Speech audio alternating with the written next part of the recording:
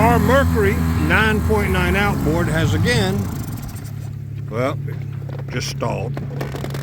It's pumping water out of this exhaust port for the water circulation. So I'm gonna try and see if there's something stuck in it with a toothpick. Now let me restart it and see if we got water circulation. And this is how we secured a dinghy to work on the engine from Epiphany.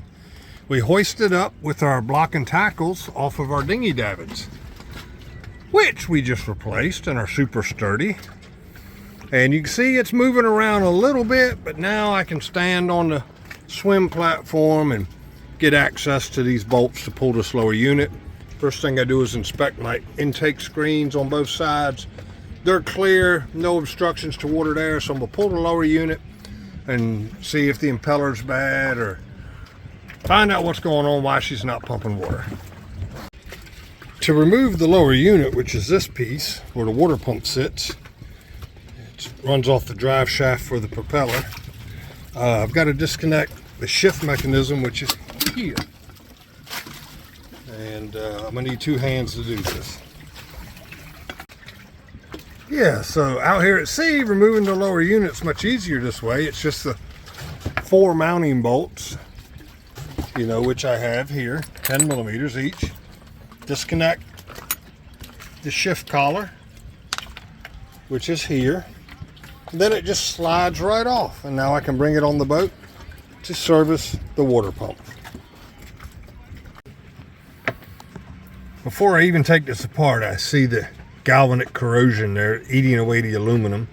I added a zinc to the bottom because the factory zinc is gone. I think I got a replacement for that one to stop some of this. I think that was from stray current at the dinghy docks in Boot Key Harbor, because there's really no current on the boat to cause that. So let me get some tools and take this water pump apart, and we'll see if it's got a good impeller.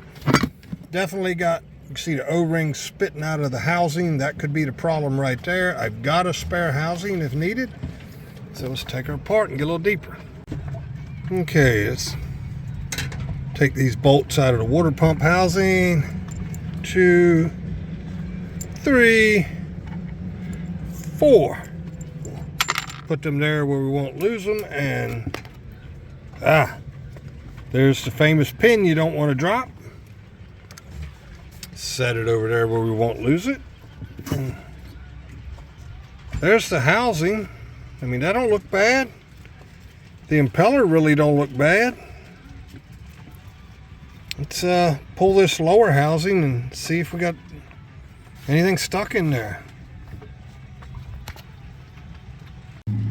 That little pin engages the impeller in this little slot right here on the shaft. So I usually take and I'll show you when I assemble it, some grease to hold that all in place while I'm assembling it.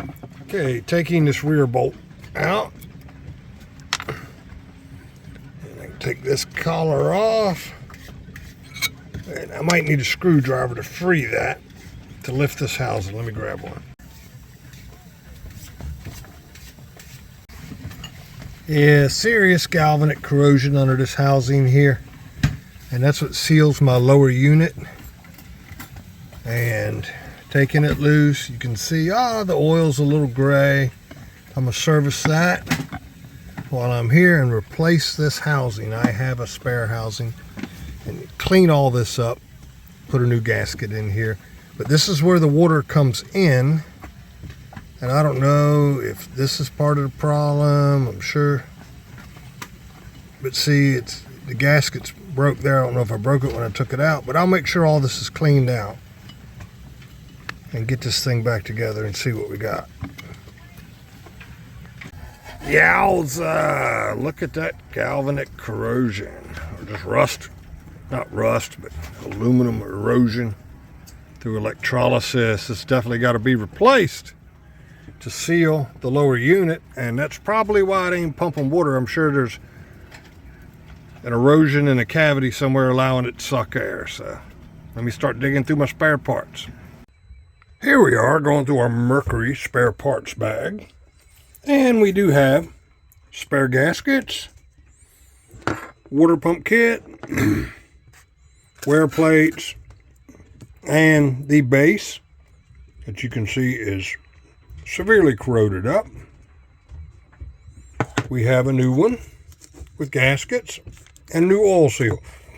So we got everything we need to put this back together and make it run like new. And the lower unit is serviced. Got a new plate for the water pump to mount. New seal on the oil shaft here for the drive shaft. And while that plate was off, that seals the top of the lower unit. So instead of having to fart around with the drain plugs and that little fill plug, I changed the oil. So it's serviced. And since I'd serviced that, I went ahead and changed oil in the engine while I had easy access. So it's fully serviced. So let's put this lower unit back on. We're also taking this opportunity to clean the carburetor since we've got the engine up where it's easy to work on. And look, just at the gas running out of it here at the table, see them little black specks? That's all it takes to make an engine run rough or not run at all. That's what's causing idle problems, starting problems, and all that. So, as we've shown you before, we're going to take this carburetor apart, give it a thorough cleaning, and put it back together.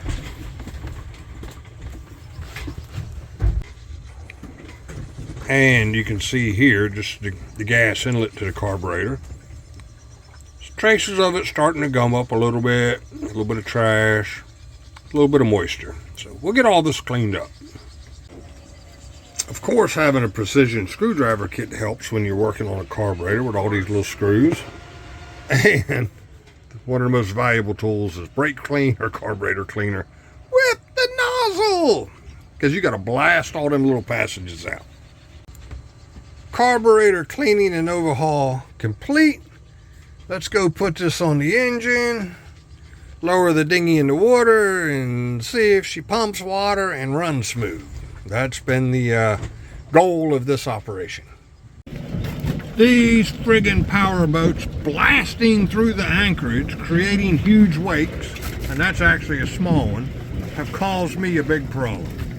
While my dinghy's been hanging back here doing these chores, the big wakes they kick up have caused this tube to tear up against my dinghy davit, and now it's got a leak.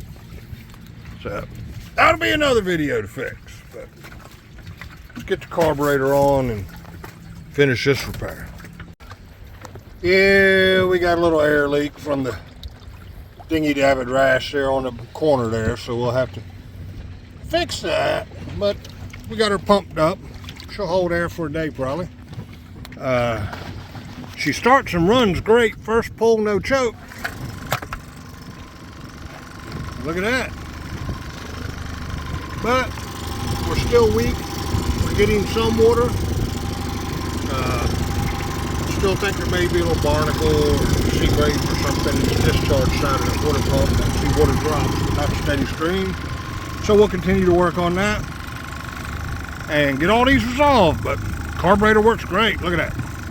Starts first pull. Here, let me give it some throttle.